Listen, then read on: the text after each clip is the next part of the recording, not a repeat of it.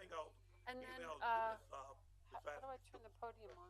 It's already on. And then when Frank calls in, I'll just answer. I forget. Oh,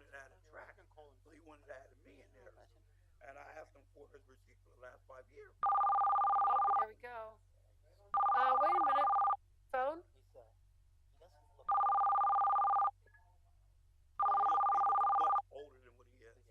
Hello. Thank you for calling Pizza Hut. Can I take your order, please? I'll take one large stuffed crust with pepperoni. Okay. And where would we deliver that to, sir? Southside, and I'd like Mayor Panto to deliver it personally. Oh, boy. Alrighty. Okay. We have 7 more minutes. No problem. I am ready to go. Okie dokie.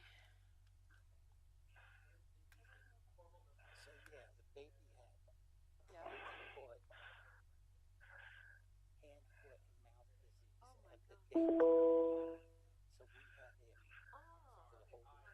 Totally fine. It's not painful or anything.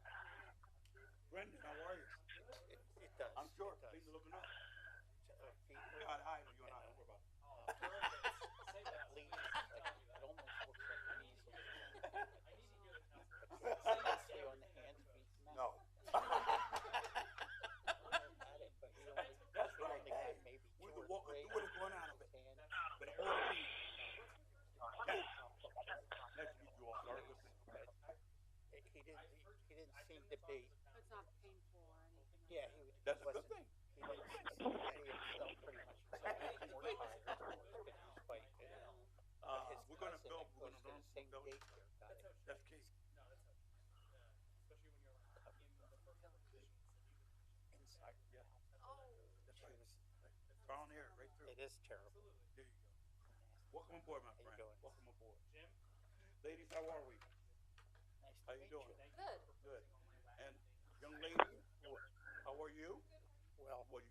I get a note from Mr. Hopkins to put him on there. I don't question. Oh no. If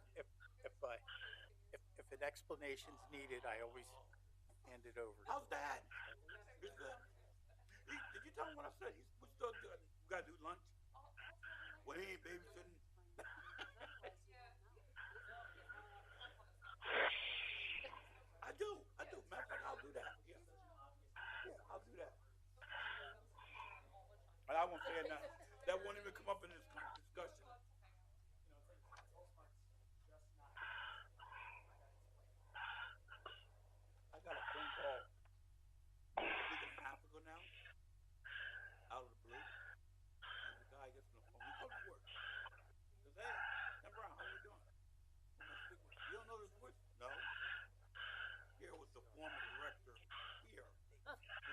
are you, Dave? They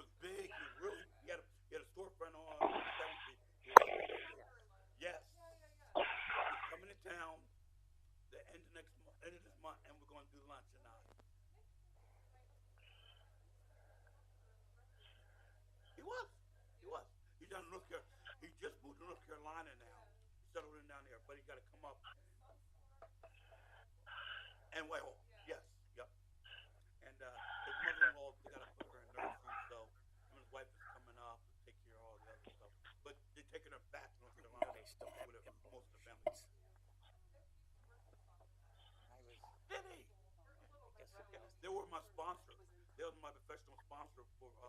When I was running professional road racing, because we lived in Regalsville. I was long. School was up the hill where the firehouse. That's right there in the corner. Now it's the DR store. And my grandmother used to come visit on the weekend. No, you're not. Girl, what am I doing? Huh? I'll be in DR the 18th for next month. 7 days, man. I can't wait. Quarter, I could play 6 games of pinball machine. Mr. Campos, Hello. how are you, sir? Good. How you doing? I'm doing well. I got my wig on. I'm good.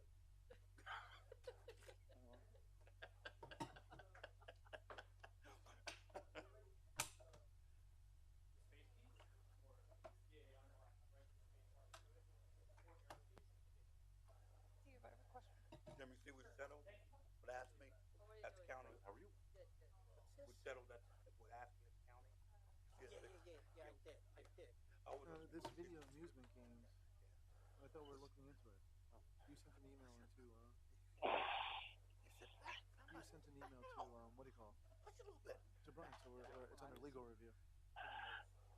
Renovations And what else? Yeah. I remember a woman that was working there. Said the pay was so low. She said she was practically in tears. She says, if I buy a pizza on Friday night, you're gonna go and feel guilty. There was efficient and medical.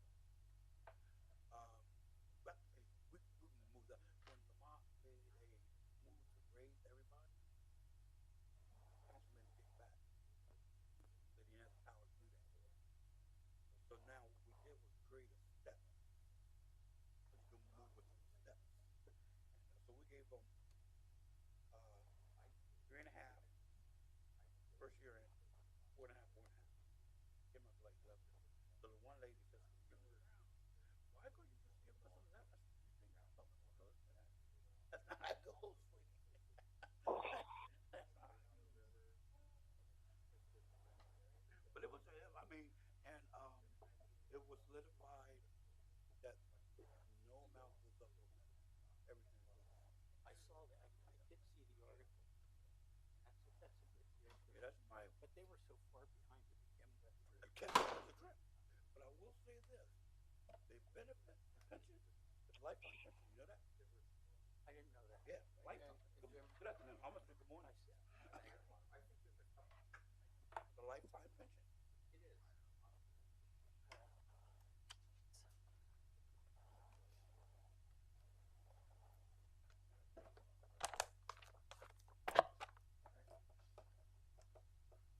Dave, how are you? I'm well, Mr. Brown. Dave's awesome. Yeah, he is. Where's Batman? I'm not saying I'm Batman, but have you ever seen me and Batman in the same room at the same time? No.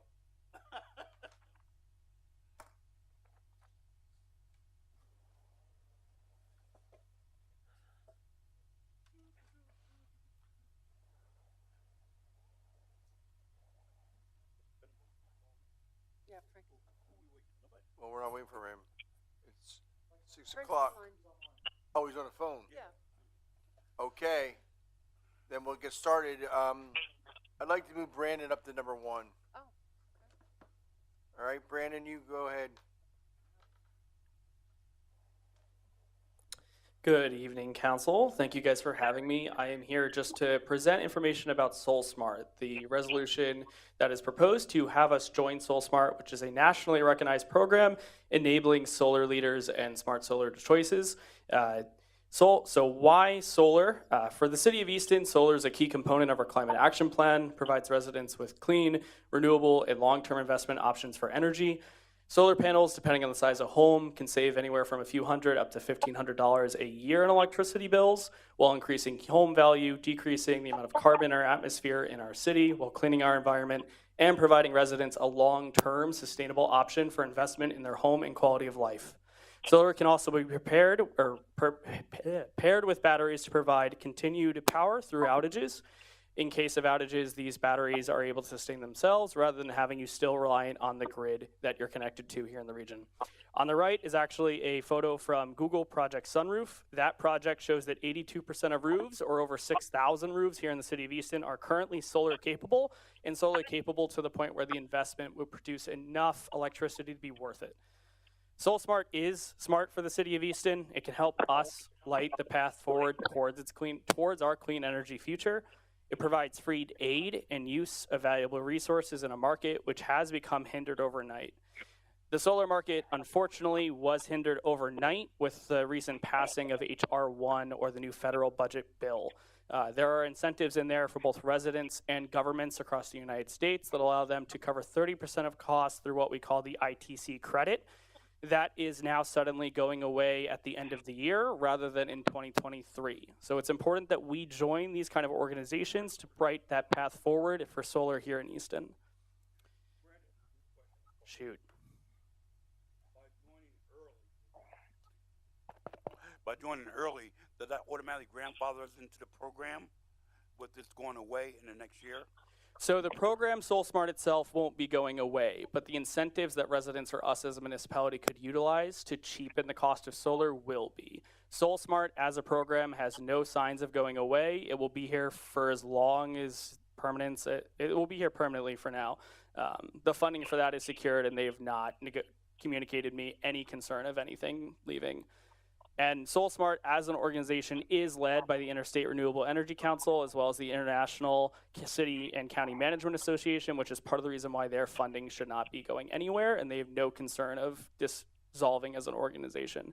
It was originally funded by the U.S. Department of Energy Solar Energy Technologies Office, meant to be offering a no-cost support option for municipalities across the country. They currently represent over 550 municipalities across 44 states, making them the leader in free technical assistance for solar and providing a great array of experts in the field. Their words are open for solar business. That's their commitment for people or municipalities that join. So like I had said, just a brief overview of SolSmart as an organization. What they do is provide no-cost technical assistance to help us follow best practices for expansion of solar energy and alleviate red tape or any kind of codes. The bottom of this unfortunately got cut off a little bit, but their designation goes bronze, silver, gold, but very similar to Sustainable PA, which is something we currently participate in. And Fremont, California was the nation's first platinum. The goals of SolSmart, just reworded, are to provide, help, spur, and support, to provide the assistance necessary for us to learn how to acquire the best solar, the best practices, and implement tax incentives that would incentivize solar producers and solar in our communities. It helps us remove codes and suggests changes aimed at removing red tape while increasing the resources available for cities and our businesses, and aims to spur local economic growth, promoting local options for solar and helping create and influence the job market. For us in the city of Easton, we do call for rooftop solar on 20% of homes of low and moderate income residents by 2030 in our climate action plan. It's one of our specific listed recommended actions. Unfortunately, solar in the city of Easton is only on 56 homes in the entire city, totaling less than 1% of all homes. The designation here is just a quick overview. They've already conducted a PZ1 zoning review. You have to complete the prerequisites to move up to the different tiers, but based on that PZ1, we are only a few steps away from bronze, so certification would only take a few months at most. And as for our neighbors in the valley and elsewhere, the only townships or boroughs that are around here in this program right now are Buckingham Township, which are designated as bronze, Bucks County is bronze, Doylestown is silver. Bethlehem is joining the program as well and awaiting designation. As for where this puts us, it puts us in a unique spot to become the leader in solar in the Lehigh Valley region through SolSmart.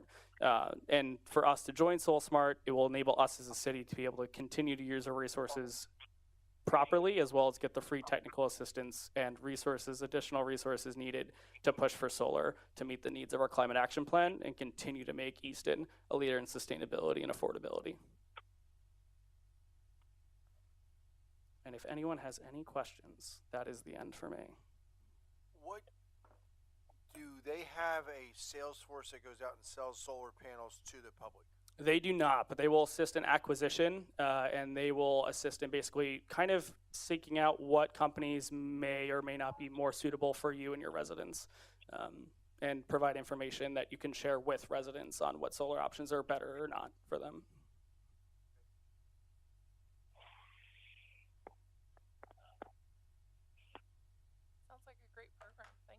Thank you guys. Really appreciate it. Thank you so much.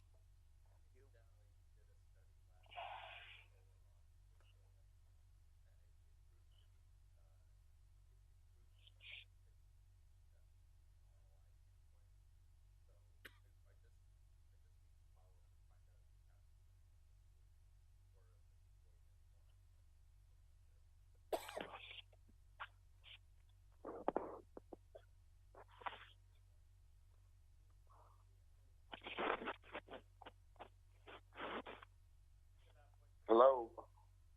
Yeah, Frank. Okay, I can't hear anything. Councilman Pinnabone. Hey, Mayor, I stopped hearing anything. You're not hearing anything? I didn't until now. I hear you, but I didn't after he end of this presentation and went silent. Oh, I they're was just talking. checking. Got to use the microphones. Yeah. You're not. Can you hear me now, Frank? Yeah, now. Yes.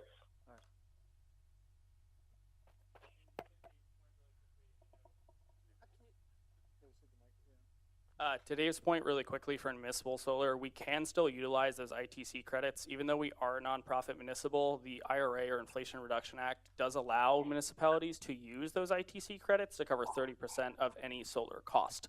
It's not just solar, it's any clean and new renewable project, but solar is one of the easiest and probably most efficient options for us as a municipality. And it's only federal. There's no state. There might be state incentives, but usually the best one is ITC. I believe Pennsylvania also has one that might be up to about $5,000 or $7,500 max. But yeah, going forward, if we look at solar in municipality after December of this year, there would still be some state incentives no matter what. But if we want to utilize federal, unfortunately, that time crunch is a major concern. Gabe, what kind of estimate do we have? What do you think? Is it in the six figures or higher for the roof?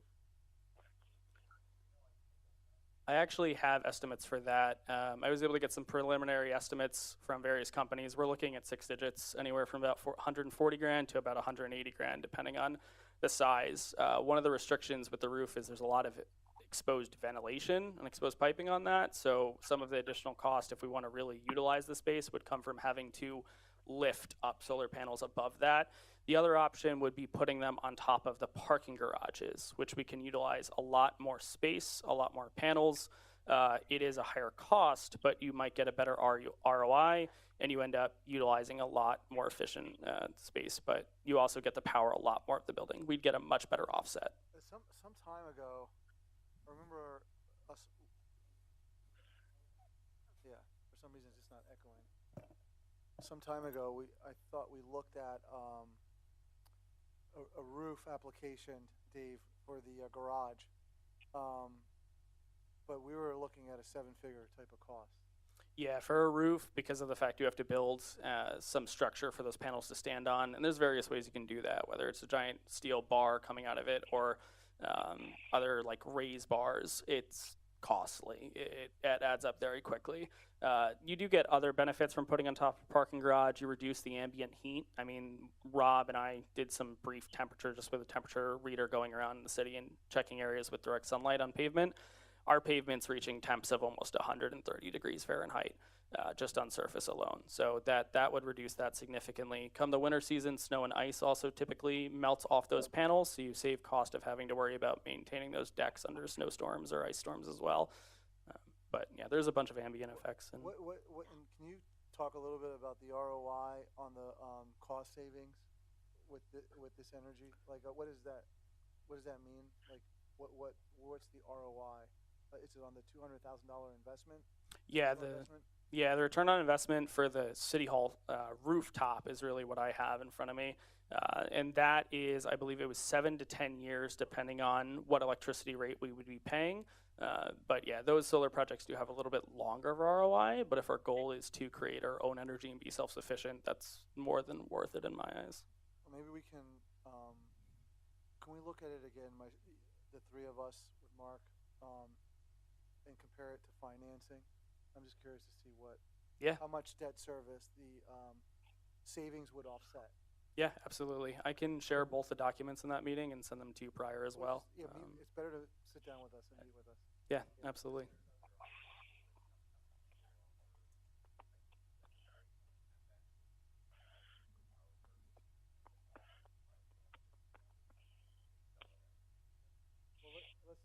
Let's talk about it here to see if it makes sense. Then we can Into the mic, Lewis. Let's talk about it internally, so if it makes sense, we can bring it to council. All right.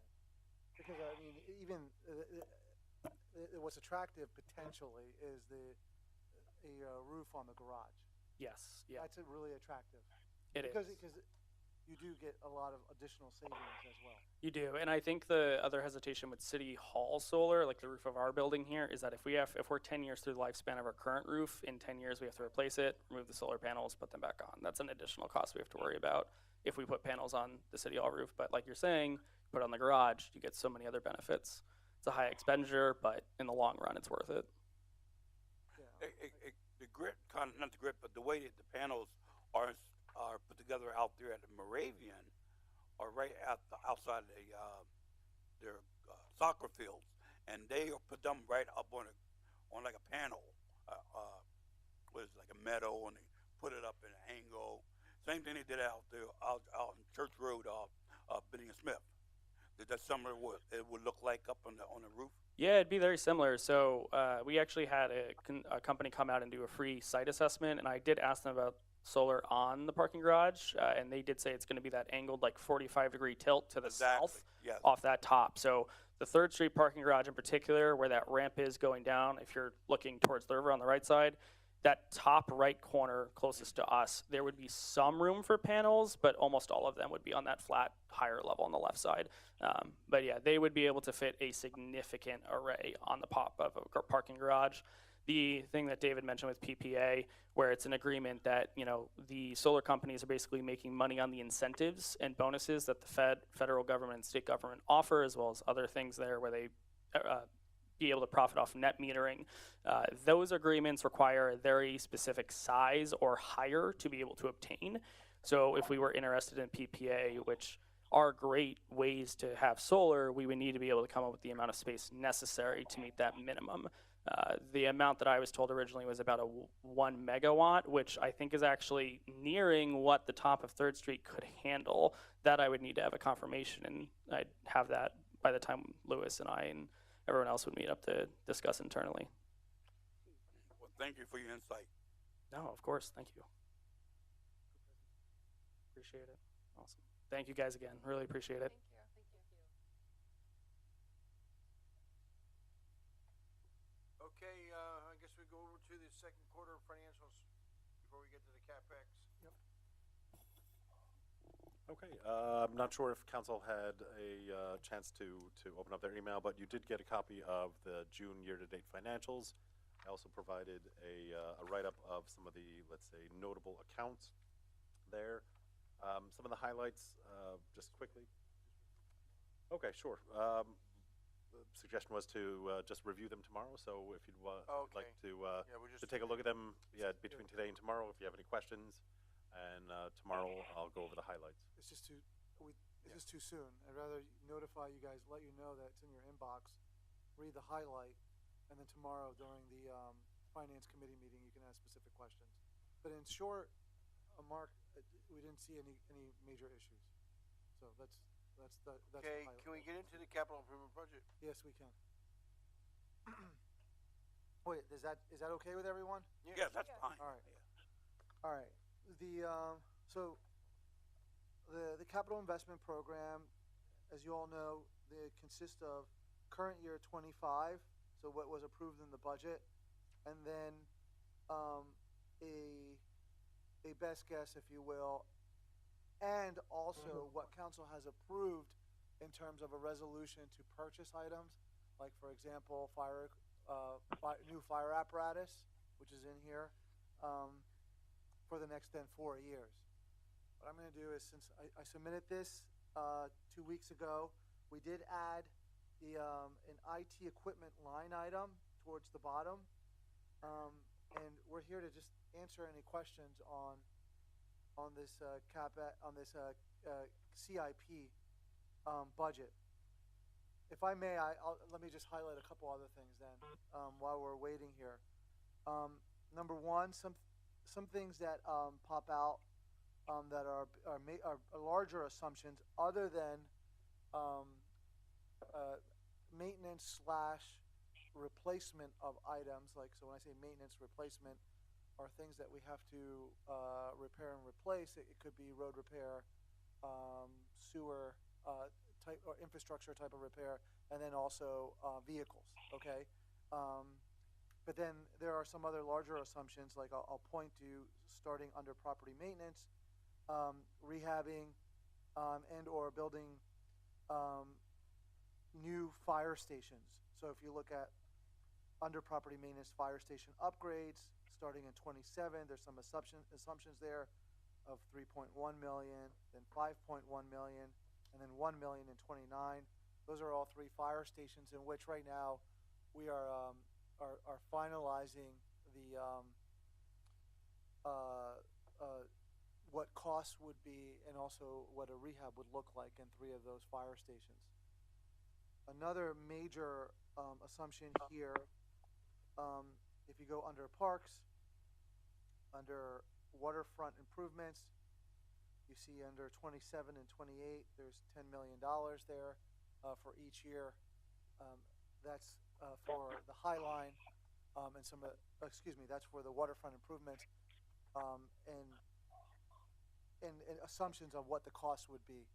You know, that money is not, this money is not necessarily coming from the general fund.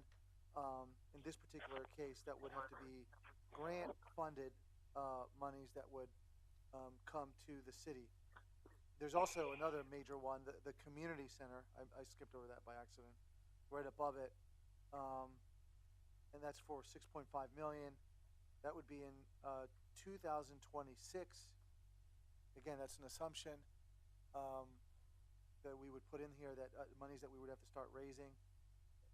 This has it neatly in 26, but this could easily bleed over to 26, 27, and 28, depending on the build and as grant dollars come in. See if we have any other major ones before I turn it back to questions. What's that? Pools. Yeah, I'm sorry. Under parks, going backwards then.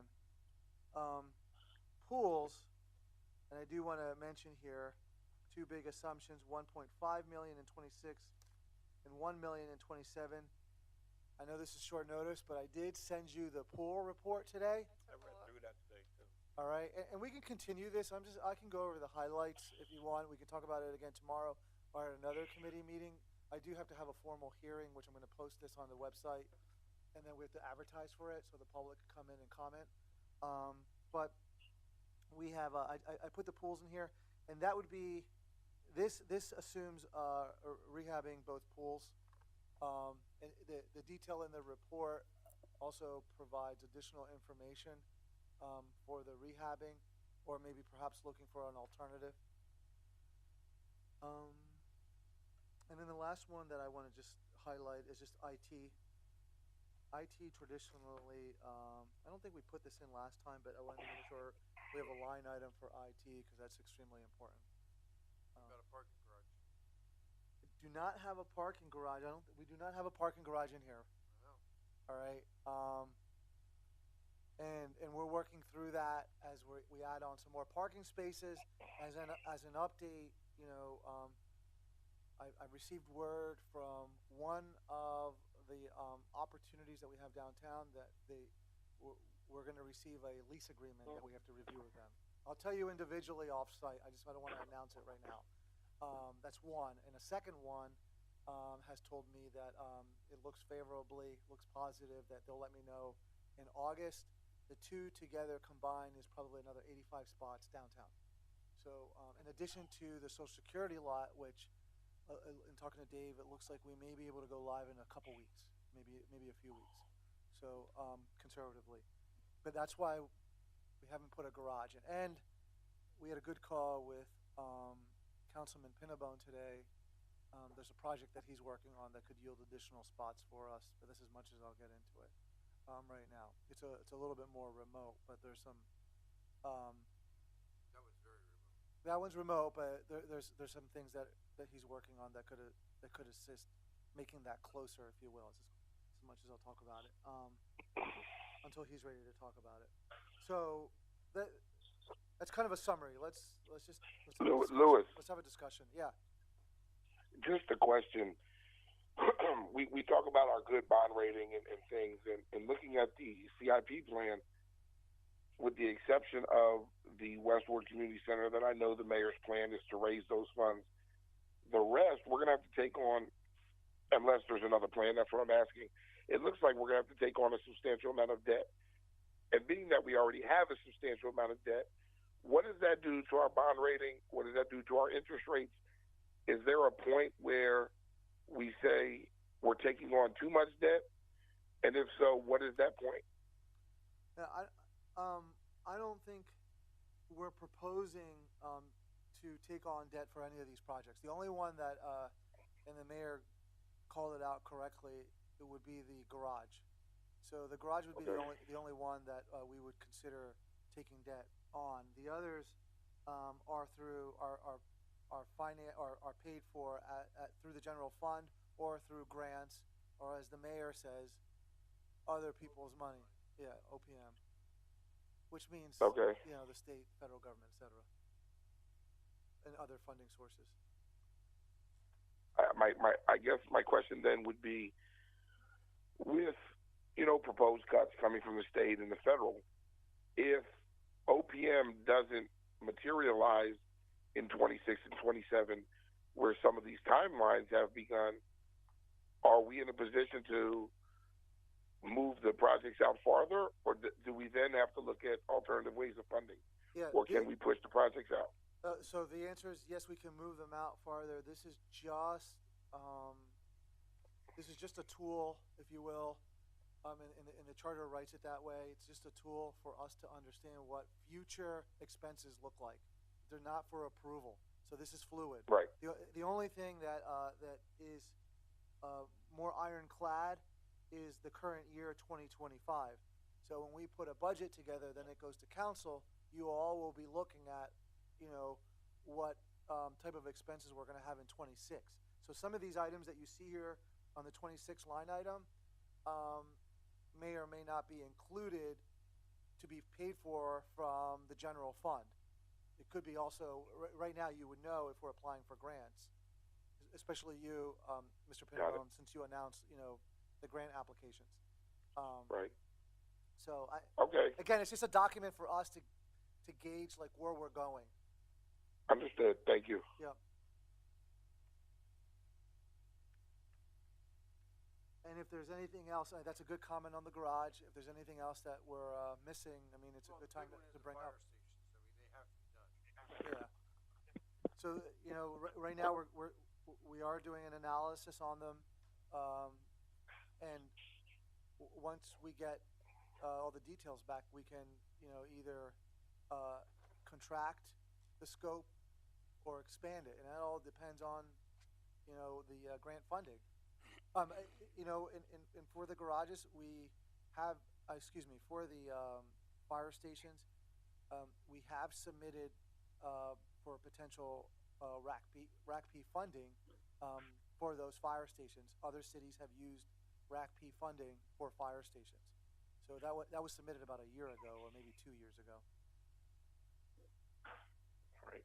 And that's just, when I mean submitted, not a formal application, but just to be put as part of the list, the itemization bill, right?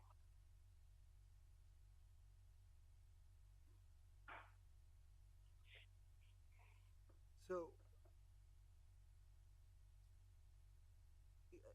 since Dave's here, I just want to bring up Dave so we can just talk about generally. Dave, if you can, spend a minute and just talk about how you put what's your involvement in this plan, because you have a deep involvement in most of these other items, like year over year. Just explain it to them. You want to come? You don't need it.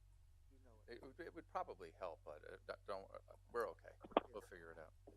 So normally when we do the plan, we have traditionally done 10-year plans. So we try and account for all of the assets that we manage, which are considerable considering the size of the city. So we have about 65 miles of underground sewer, 35 miles of storm sewer, 110 miles of road. So I think we've done a decent job at cataloging everything that we own. We have an electronic asset management system called Cartograph. So every task that the guys do is recorded, photographed, uploaded. So we have like cradle to grave management of all our equipment. And through that process, we've developed an inventory of capital assets that, we try and benchmark, for instance, how much sewer that we cleaned, or how many feet of closed circuit TV that we film for underground utility work, things of that nature. And over the course of time, we started doing this 10-year plan with everything in mind. So, there's a section on the back end, for all the traffic signals to make sure that, the controllers are updated and changing technology is implemented. We look at, we're lucky now that we have a storm sewer fund to fund BMPs and repairs to the storm system, but we try and benchmark, how many linear feet of pipe we replace. And we have some big facilities downtown that are very old. So, we try and do a worst to first approach through the camera work and the investigation. And then I'll sit down with the sewer crew and, we'll prioritize the lines that are really in rough shape. And then we'll, work our way back. We have a combined system that needs to be managed. And then we just list all of that stuff on the back end and try and put, today's pricing to it. And then we develop the capital plan kind of based on, what needs to be addressed immediately. And then in addition to like the basics, that we manage the municipal buildings, the garages, all the stuff that we own, parks. We have the projects that are sort of not part of my plan, but part of the larger CIP about, are we going to renovate the fire stations? Are we building a community center? Those types of things. But really, it's sort of a technical process that we go through for capital, and we try to account for everything, and then we just pick out of that. We pick out of that list where we need to go. The pools are definitely going to be an issue. The facilities are very old. They need quite an investment, and that time that we had where the investment was far into the future is gone. Like the investment is now, and looking through the pool report, if you've done it, it's the assessment wasn't great.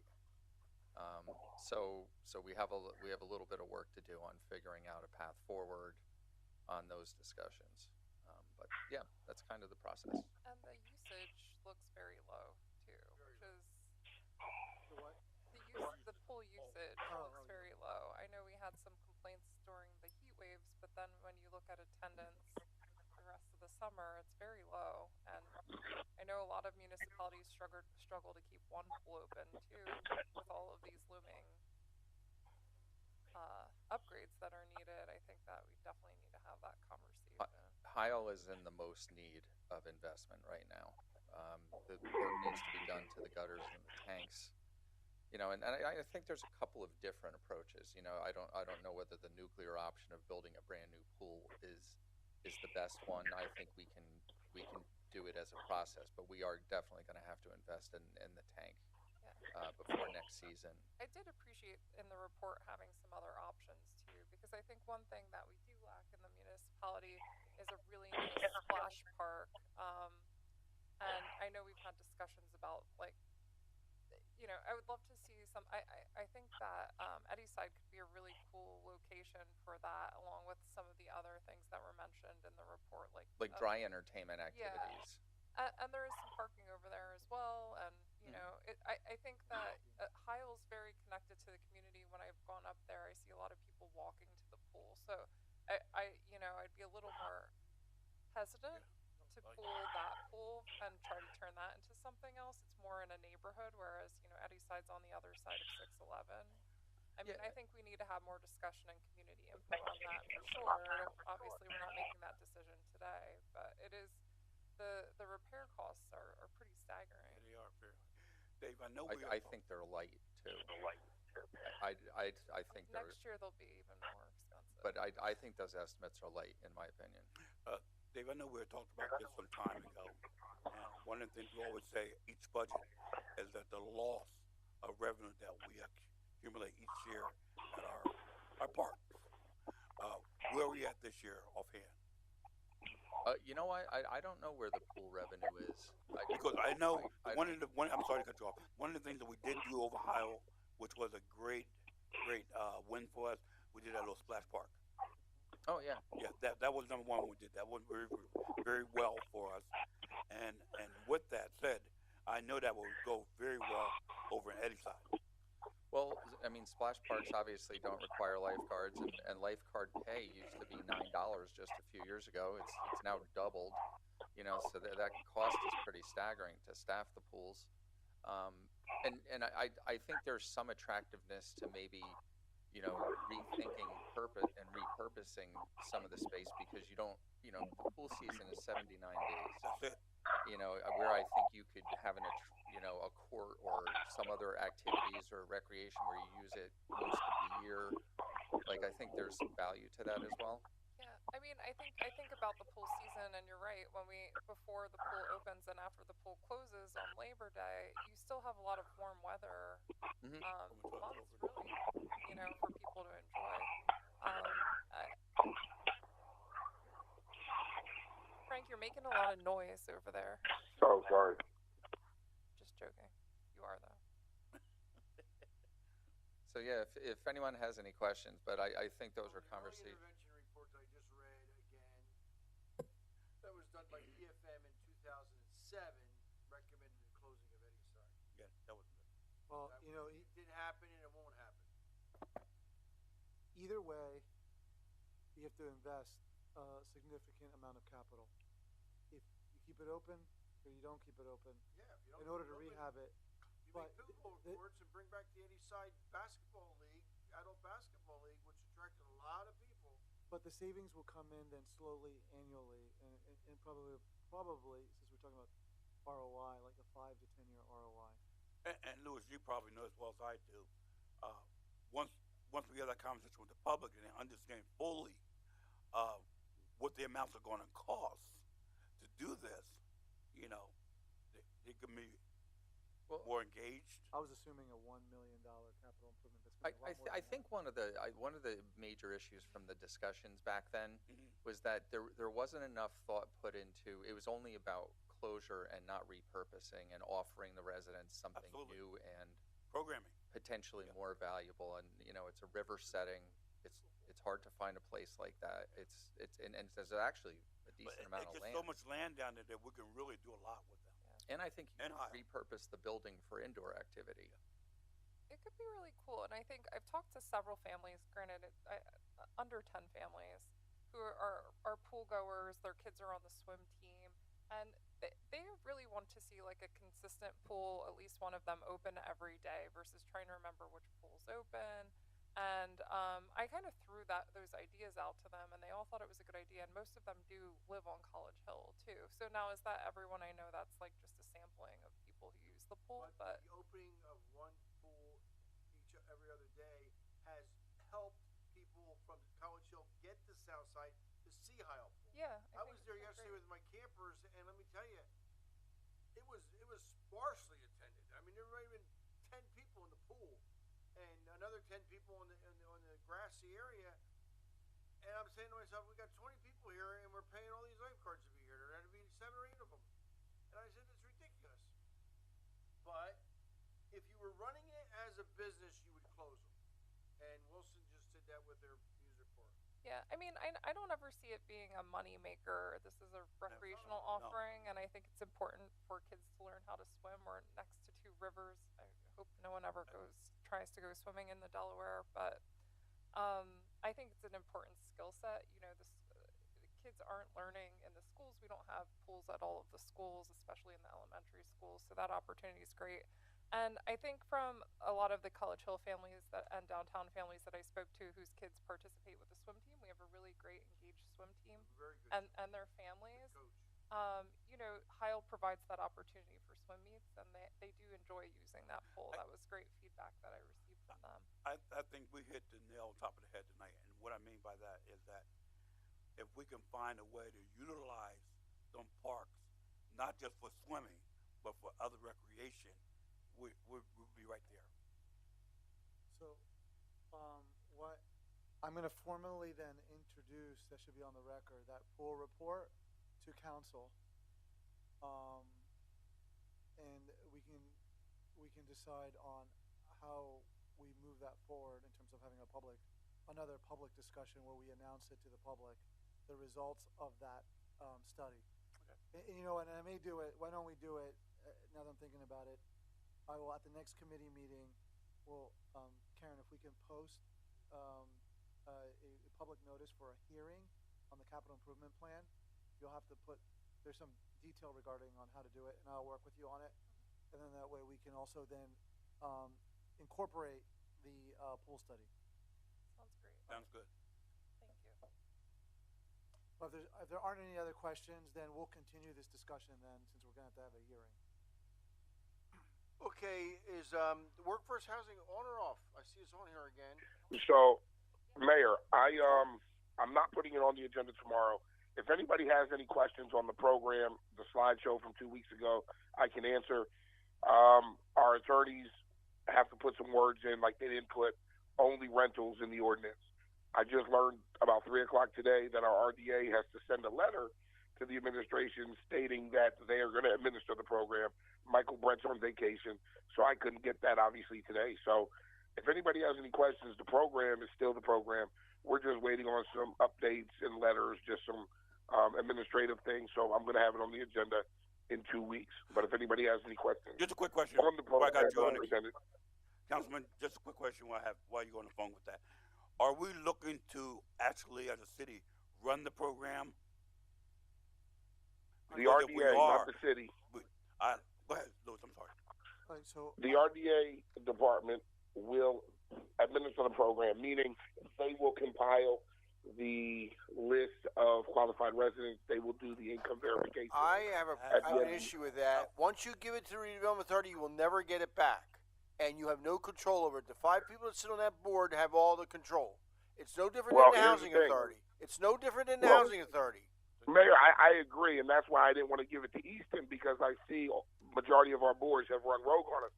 However, if you want to take it out of RDA and put it somewhere else, I'm okay with that. One thing I want to be certain of, the funds that we do get from a developer does not go into our general fund for voting and allocating. I want to make sure that goes to the program of creating workforce housing.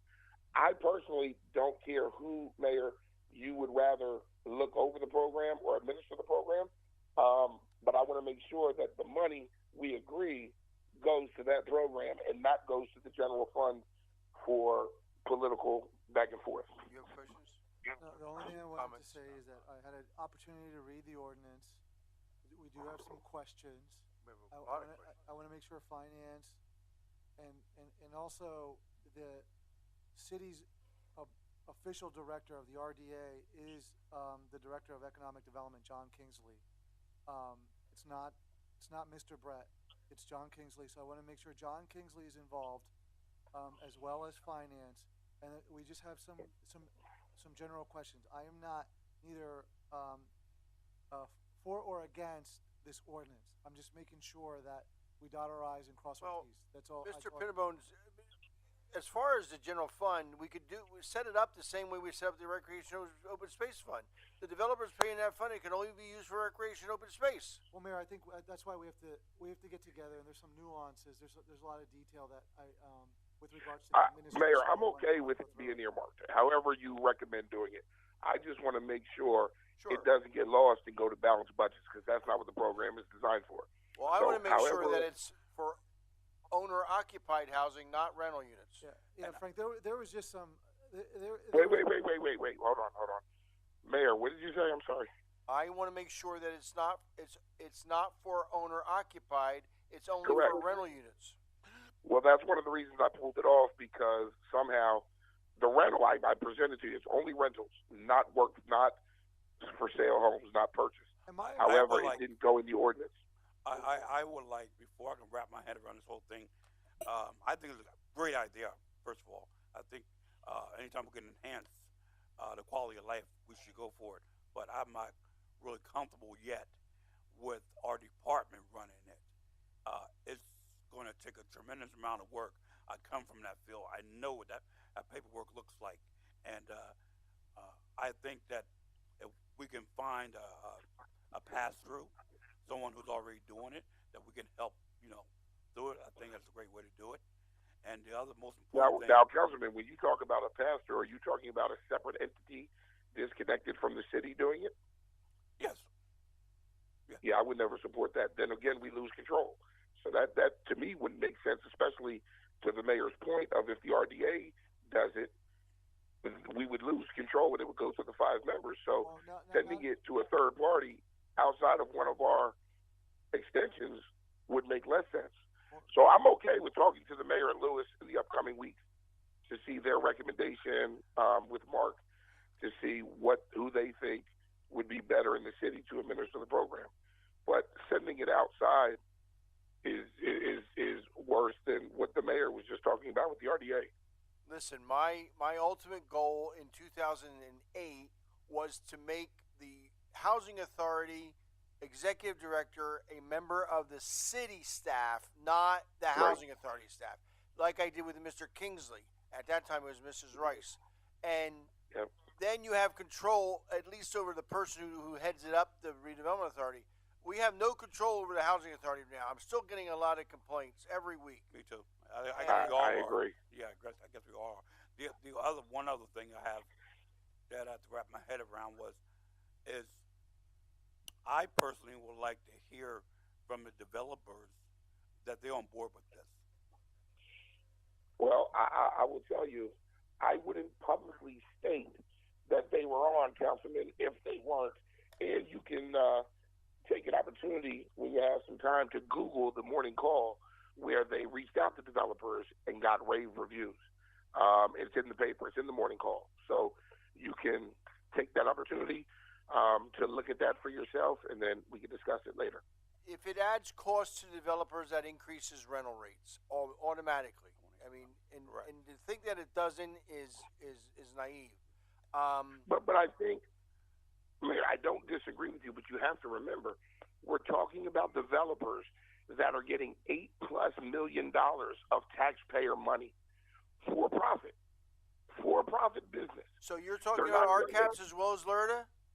We're talking about RCAPs. We're talking about LRTA. So an RCAP, the RCAP doesn't cost the city any money. The RCAP comes from the state funds, and then they get approved by the state legislature regardless whether Mr. Perucci and Mr. J.B. Riley want it or not. It's going to go somewhere in the state of Pennsylvania. But they apply for it, and we administer the program for a small fee, as you're aware of. Just remember, the RCAP comes to us, not to the developer. The RCAP does not go to the developer. It comes to us, and we charge an administration fee that's very lucrative to the city's general fund. But every development, Marquee, Confluence, Watermark, VM Development have all brought their RCAPs through the city. No, they have to. It only comes to the city. Right. The city gets the RCAP, not the developer. A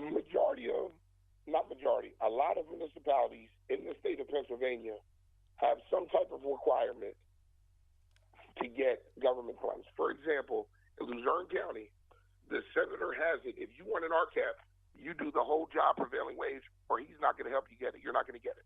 In Bethlehem, they run the same program.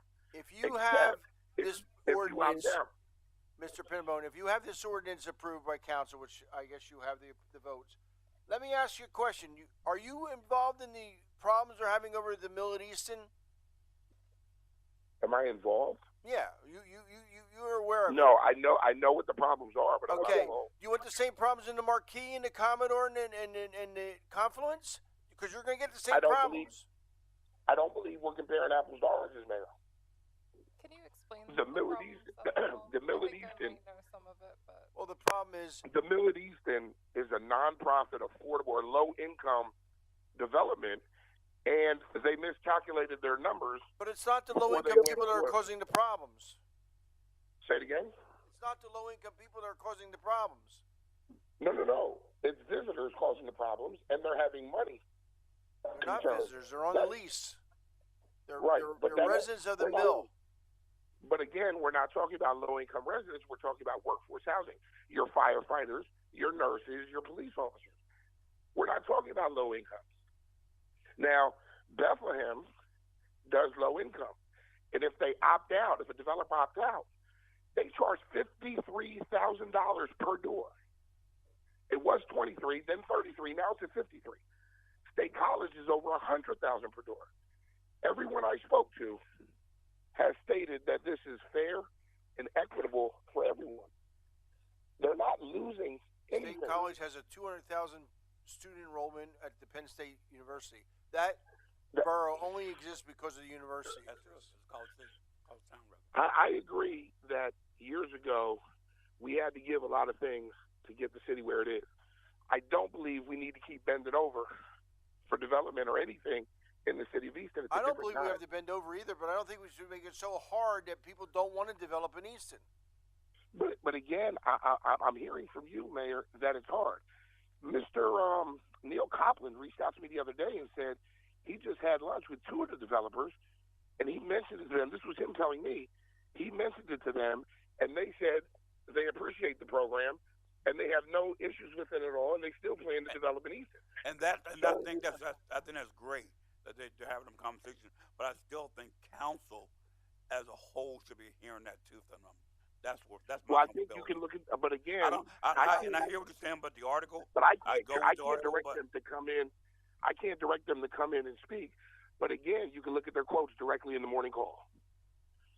Frank, it's quoted in there, and if what I will do is I will pay the account, I will get them and email them directly to everyone on council. I'll do the work. Let me, Frank. This came up just because when we read the ordinance made it seemingly that it was all like rental and non-rental units, and I think there was a discussion, at least on your presentation, Frank, at the last meeting, where you presented that this was really targeted at rentals, and that it's only rental. Yeah, it was not. Jeremy Clark was told that after the last meeting that he forgot to add only rental, and unfortunately didn't get it added today. All right, so that's which is why it's not on the agenda. When I read it earlier, that was the red flag. When you had called me for the other meeting, I read that it was very glaring. We have that, and then also, we should discuss it internally, then come back, discuss it publicly before it's presented again. So I think it just needs some cleaning up. That's fine. Anything else? Oh, Mr. Pinnabone, you want to talk about our ordinance 285? Yeah, so 285, particularly with video games, we're charging $100 per game per year. Now, I got a call from the game gallery downtown last week, and I went and met with him. He's been there 14 years. What I've learned was we haven't been collecting this money for at least 14 years. We're not collecting it on washers and dryers or anything. Now we get him a bill, $100. He has 200 machines. That's $20,000 a year. If we're talking about discouraging businesses and things, this is it. So I would recommend we substantially lower that fee, since it's not benefiting our budget anyway, because we haven't charged it in about 14 years at minimum. We lower it to maybe $10 a machine up to, or $20 a machine a year up to 100, and then 100 plus is $10 a machine per year. I mean, we're going to put these people out of business. I think it's concerning that his machines haven't been reviewed. I mean, some of those machines, I believe, are vintage. They're not made like modern machines with grounding and things like that. They could have old capacitors. If they failed, they could ignite. We already had a fire in that quadrant of Center Square. I feel for him on the cost, especially I think an arcade is a cool thing to have downtown. It's something for people to do, but I am concerned that he's been around for 14 years, never paid a fee before, and what if one of those machines were faulty? We don't check. Well, Chris, just to be clear, he said he never had to pay the fee. I mean, especially if there are fees associated with... Just to be clear, I don't know if he didn't get an inspection in 14 years. I just know we haven't been monitoring the fees in at least 14 years. Nor are we doing the washers and dryers, the laundromats. We should make sure, even washers and dryers, that there's grounded wiring and the fuses are inspected, and that there's surge protection. That really concerns me. And I haven't been in the new game gallery space, but depending on how closely those machines are packed in, and are they utilizing strips to plug in the machines, like all of that should be checked. Right, I agree. My concern is not the pinball machines. My concern is the gambling machines. They're putting them in all over. Every convenience store has them. We got a mini casino up on the 500 block of Northampton Street that I think it's called Fortune Wheel or Wheel of Fortune, something similar to that. And it's just all it is arcade games that are gambling, and they win games, and then they trade them in for money, and it's illegal, but they do it. I remember Right. Mike's Steak Shop used to have 2 or 3 machines in the back room, and they would go back there, and I know he paid out. I mean, that was the whole idea of playing those machines, was getting money. So I would be very cautious that an actual Pac-Man pinball machine, I don't have a problem lowering the fee, but I don't know if it should go down to $10 either. But I also I have a problem with gambling machines. A game of chance like that, and I know the guy at 4th and Northampton has them too, and they're hooked up to the state. I think the $100 is where it should stay. I think that Well- those gambling machines that just kind of degrade a neighborhood, They and do. and I know other people who live near them aren't happy to see them come into their neighborhoods. It's just not a good look for the city. That's not who we're trying to attract in the city. Mayor, underneath this ordinance or this line item, we could break out the games of chance and the skill games. Right. I'm talking about just the video games that in its current form, we're going to charge a game gallery in downtown $20,000 a year to operate. He'll be out in the first year. I don't And disagree with you. we- I don't disagree with you at all that $100 a machine may be excessive. Since they only make 50% and the vendor makes 50%, that's the way Right. that's the way gaming machines used to be. Counting if there's $100 in there, the owner of the business got $50 and the vendor got $50. I'd like to see those machines looked at too. I mean, I think that there are some electrical safety concerns with some of the older machines. Some of them could have been bought off of someone else. It could have sat in a basement and degraded, and you can't see. Well, we'll you know, talk to the possible staff about that because right now the only people that charge are the finance department. But if you're going to check that, the code team would have to. Yeah. I mean, I think think it's a good if idea. we're going to charge a fee, then we should actually be doing an inspection. I think I'd support that a fee a little bit more if the machines were being looked at once in a while. Because Usually, it would take some time from a city employee to go look at it. that's a good point, and it's usually the fee covers that cost, Yeah. 100%. I was actually with one of our codes officers who brought that. We were looking at the Hotel Huntington. We walked through that site, and he had mentioned that to me. So I'll have to dig in. I'll have to ask if there was actually a report recently that was generated from the game All right, gallery. let's check that out. We'll report back to City Council tomorrow. Thank you. That's all I have. That's all that's on the agenda. Is there anything else that City Council members would like to bring up? Seeing none, we're out of here. Oh, tomorrow night, I'm sorry, I do have an announcement. Tomorrow night, Adi, the attorney that we retained for the purchase or the negotiations with the Suburban Water Authority, will be here at 5 o'clock. We have an executive session we'll schedule for 5 o'clock tomorrow because it will be a rather lengthy meeting. So we'll have an executive session tomorrow night at 5 o'clock. He'll be here probably around 3:30. So I just wanted to let you know. I think he said 3:30. If you have any individual questions. Yep. And we'll tell Jeremy and Joel tomorrow.